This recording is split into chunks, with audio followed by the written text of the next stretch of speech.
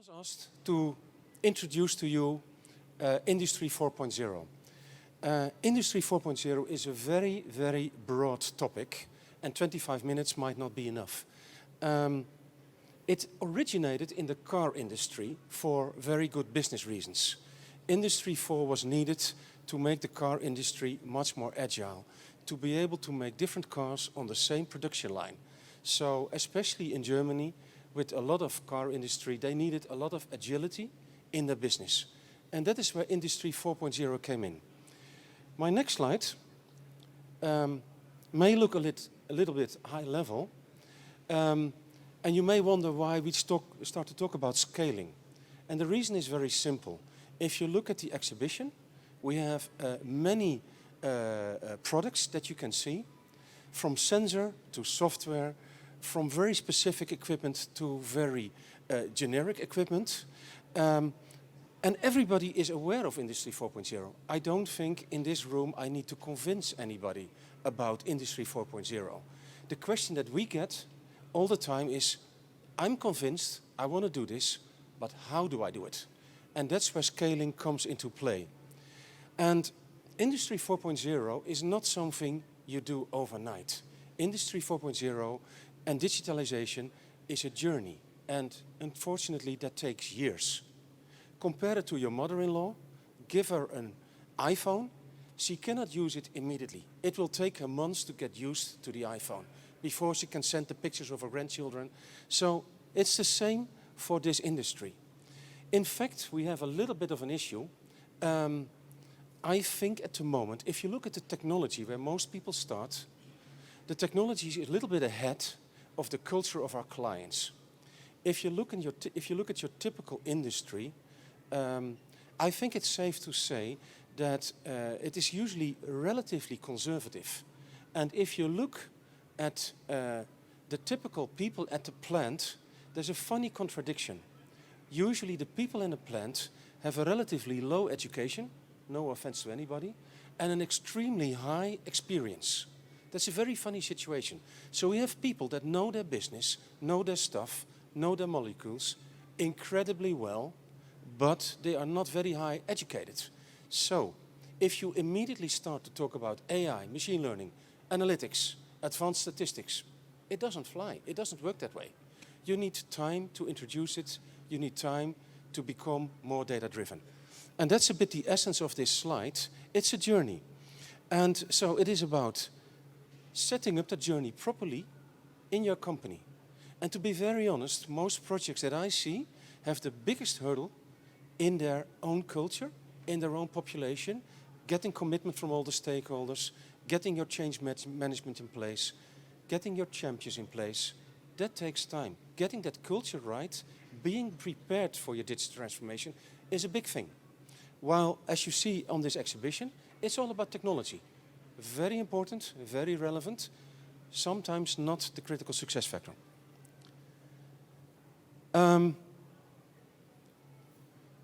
Industry 4.0 is a combination of many technologies, and it is very visible again in this exhibition. It's very interesting to see.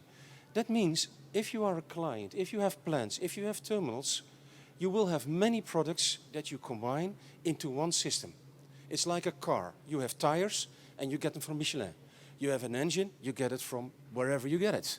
You have leather chairs, you get them from Floratia. It's the same on your plant. You will have different kinds of equipment, and the trick is to combine it into one workable terminal. For that, you need to work together. Whether you like it or not, you need to find partners for doing the projects, for doing the integrations, and for combining that. Finally, you come to creating and setting up your platform and your systems. Funnily enough, if you get the first three right, the fourth one usually isn't that difficult. There is one funny situation that I want to share with you, and that is, if you look at technology, to be very honest, it is a bit funny that every client that I come across has its own architecture. Every client that I see has his own unique combination of certain systems, certain brands, certain integrations, certain reports. Somehow, every client, whether it's a terminal or a chemical factory or a refinery, they all seem to have this Philips thing like it needs to be invented here And if I did not invent it, it might not be very good. This is difficult enough. This is what I do for a living, and I like it, despite all the risks that I mentioned. There is one extra thing. We live in a society. We don't live on our own. Maybe 1 or 2 days here it might feel that we live on an island, but we live in a society. I don't think I need to remind you of a military operation ongoing in Ukraine, which is not a war, but it's a military operation. It has totally disrupted all of our logistics in the world, which is amazing. And that shows you that you might have an idea and a vision and a strategy for your company, but there are outside and external factors that impact your business. And that is the triangle that you see over there. You are your own internal market. You're working hard to get the job done. At the same time, environment, sustainability is kicking in. So every year you will see stricter, stronger, more expensive environmental legislation coming in. And you need to comply. And you need to make sure. The second thing is, while you are producing and you're trying to be effective and you're trying to have a good bottom line, at the same time, the world demands a certain security of supply. Most notably in the Netherlands at the moment, it's gas, but it's also gasoline, it's oil, it's chemicals derived from all those oils. So it means you cannot decide on your own what you do and how you do it. How am I doing quite time? Still time? I continue. So to be a bit more detailed, and apologize, it's a lot of words on the slides. It shows you digital transformation is easy to say, and everybody wants it, but it's not easy to get it right. And one of the reasons is there are so many things that you need to think about. You need to create a data-driven culture. For example, I once did a project for a chemical company, and it turned out for their ExCo, the executive committee, each plant, each month had to hand in a report. And everybody saw it. Now the good news is, everybody was used to sharing information, to seeing the numbers of your other peer sites, which is not always comfortable, right? I mean, if you see that your neighbor has less incidents and more production with the same FTEs, you do the math, you'll have something to explain. That company, at least, was in that sense already slightly data-driven. There's one thing a little bit bigger, and that is the cloud computing. I'm still a little bit in doubt about the cloud, to be very honest. As a technical person, I'm a bit concerned if you fully depend on your cloud and it's not there, what do you do, right? I can tell you, if my children have no Wi-Fi for 10 minutes, there is a little bit of an issue in the house. Trust me. Especially my daughter, she's the more dangerous of the two. So cloud computing is wonderful, but it is also, if you look in the industrial world, it is seen as a little bit of a risk because you need to be sure that you can access your data. Still, my company is fully sure that cloud computing is the biggest game changer, technology-wise, to change our businesses. The simple reason is that it brings all kinds of different information together in one environment. For example, I have clients that have a classic IT system, but they also look at the weather situation. If there is an incident, the first thing you want to know, what's the direction of the wind? Because that's the direction of the buildings you need to evacuate. For example, normally in any, let's say, classic DCS system, you would never have anything like weather information. The same applies, for example, to real-time information for cost of raw materials. Nowadays, you can run your production and at the same time look at the world market and check what's the price. It could even impact your planning. Cloud enables that. So in that sense, if you talk about making your business more agile, cloud is something we need to live with. We need to incorporate it in any strategy that we have going forward. I was making a little bit of a bad joke about Ukraine. Of course, it's not funny. The super trend that you see from that is if you build an asset, you make a business case and you build it for 30 years or more, a very long time. So you do a lot of thinking, you do a lot of studying, you find the finances for your asset, you start to build it, and then it needs to run for 30 years. Our society, the world economy, is going 10 times faster. Windows gives you an update every 2 months. Usual software solutions, especially in the cloud, they give you updates even without you noticing it. If you have an iPhone like I do, I get regular updates. The good news is, those updates never disturb any of my data on an iPhone. In IT, especially in OT, we call an upgrade a project. It's tricky. You don't want to use your data. You need to know what you're doing. That tells you something about the fact that your operating model needs to be much more agile. Your asset is pretty static, so the flexibility really needs to come from your software. It's like the old cars and the new cars. If you look at a Tesla, the sensors get used better every time you update your software, which is amazing. This does not happen that often in a plant, and I do feel that we need to go there one day. Finally, the delivery model. Delivery model sounds easy, project management. Still, this is where most projects, in my view, tend to fail. How do you set up a good delivery model together with your partners? Not just purchase, but really work together. How do you select those partners? How do you manage your ecosystem? It's not easy, but it is really important to have that right. One of the words that I want to mention is test strategy. Most systems are tested what I call only in the happy flow. So we go through a process order, we follow it, we track it through the terminal, we run it. Order to cash, arrival to departure, the happy flow.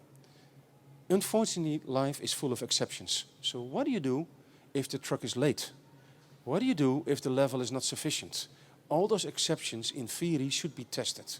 And a system, especially a software system, is never static. Now, a bit more technical. I already explained to you before, digital transformation is a journey. And those assets are usually 30 years old. So, especially in Europe, we have very, very old assets that we want to use for a very, very long time. I'm happy to share the slides, so be happy to take photos, but I'm happy to share them. On the far left side, you see a classical set of applications that almost everybody in this room will have.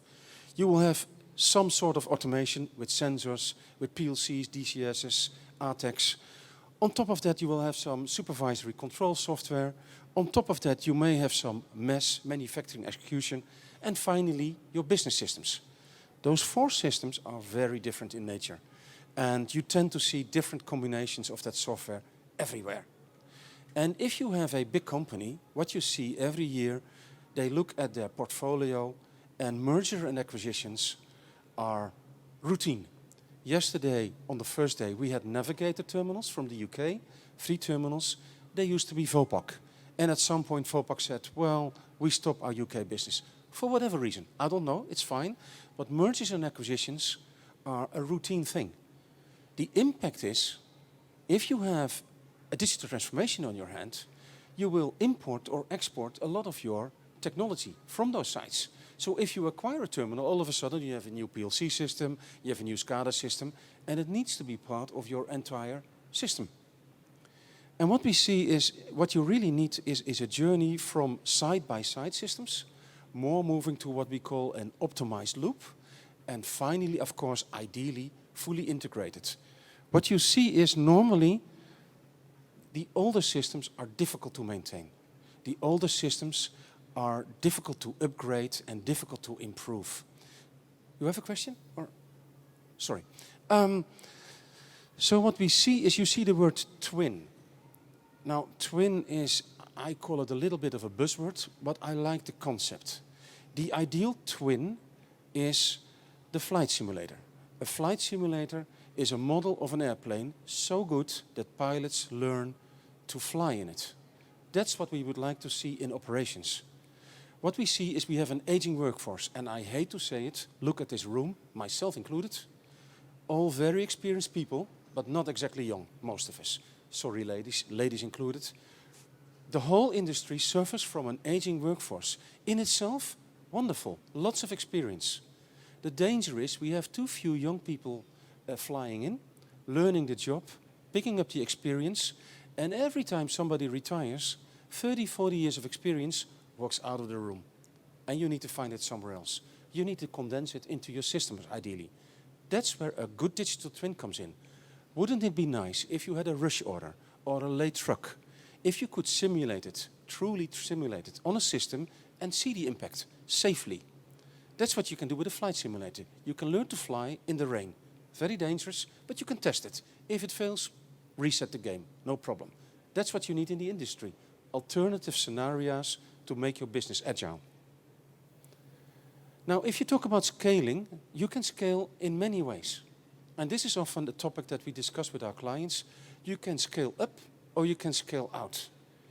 My advice always is start as small as you can.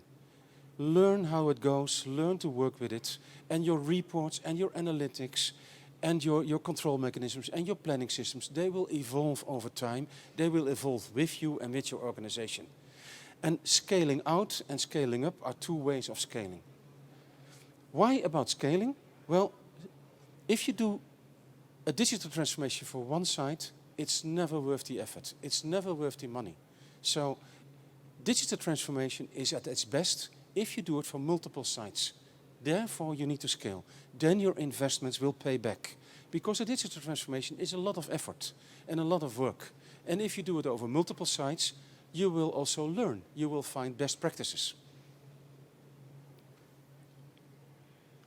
Oh. No, not thank you yet. How much time do I have? 5 minutes. Oh boy. Okay. Another form of scaling, and I think this is very relevant for assets. If you look at the average terminal, it is very expensive. And also here we see a form of scaling. We started many years ago with CAD, which was two-dimensional. We made drawings, AutoCAD. That moved into 2D, 3D. Later on, we started to include an extra dimension, project management. Later on, we started to add another dimension, like I engineer a site, 2D, 3D, but I do it with a business case in mind. I need to run that terminal one day. And how do I do that properly? And these are additional dimensions for your scaling. The big trend that we see is, in the past, engineering and designing was a separate department. A terminal was designed, drawn out, calculated, and then it was handed over. Today what we see is, while a terminal is being designed, operations already steps in very early. Operations is already there during commissioning, checking out the drawings. What you would really like to do, coming back to the twin, is I made a calculation, I made an engineering, I made a cost calculation, I made a calculation how much a terminal could earn each year. During operations, I want to check that business case. And funnily enough, that rarely happens. I always compare it to buying a car. When you buy a car, you think, how much maintenance will it cost? How much gasoline does it consume? How much can I drive before I need to go back to the garage? And how expensive is maintenance on that car? Once you buy the car, you're done. Car is in front of the house. Hopefully your mother-in-law is very proud of the beautiful car. And then you need to pay, because it will consume whatever it consumes. So you started with a business case, and once you drive in operation, you forget all about the business case. That's what's now starting to change, and terminals are a very good business case for this, because they are kind of similar. So if you do one terminal, you should learn, you should have some KPIs for yourself that you can repeat in the next terminal. So finally, some conclusions. Industry 4, I think, well, we can all see it here, it's here to stay. The big question is, how do you do it? And I think it is extremely relevant now that our economic world is so dynamic. And dynamics can only be reached with very good software, very good flexible systems above it. Compliance and legislation are going to be a big impact the coming years, especially the environment. And don't underestimate the impact of the younger generation. My children are not even interested in having a driver's license. Some students nowadays in our company don't want to work for certain oil and gas companies. I don't have an opinion about that, certainly not with a microphone in my hand, but it tells you that our next generation is looking at us critically, is looking at this industry critically. And that results in legislation, and we need to react to that. Keep in mind that you have two streams, business Many of the people in the room are business people. And combine it with technology. Please keep them separated. The whole exhibition is full of technology, which is wonderful. I love it. But do realize we do technology with business in mind. And I still want to end with cloud. I think that is the overarching business changer for the coming years.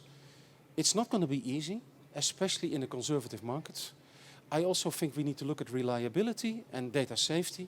I do feel cloud is definitely one of the future things to look at if we feel about Industry 4. Thank you.